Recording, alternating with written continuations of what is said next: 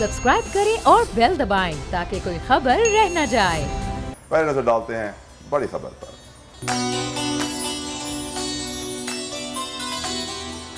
हुकूमत की तब्दीली के बाद बहुत कुछ बदल गया। वजीर आला सिंध खुद वजीर आजम के इस्तकबाल को पहुंच गए। सालों बाद गवर्नर हाउस के बजाय वजीर आला हाउस में मुलाकातों का मरकज रहा। क्या यह तब्दीली कराची की किस्मत भी तब्दील करेगी?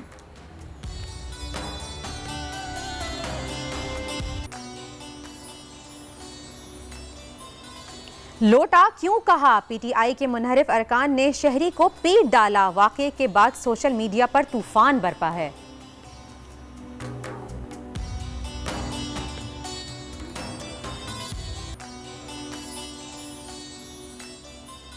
पीटीआई हुकूमत खजाने में कितने अरब छोड़ कर गई। सोशल मीडिया पर बुलंद-बांग दावों की हकीकत क्या है, आज सच से पर्दा उठाएंगे।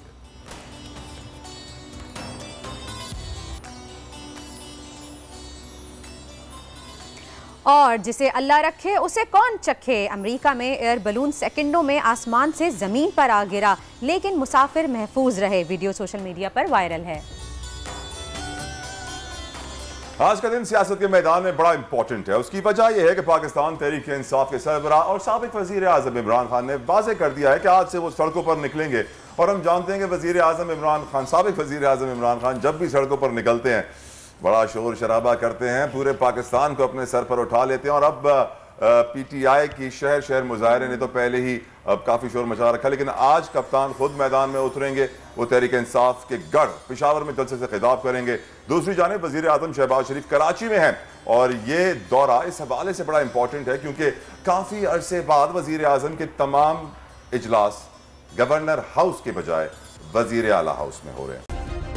सब्सक्राइब करें और बेल दबाएं ताकि कोई खबर रह न जाए।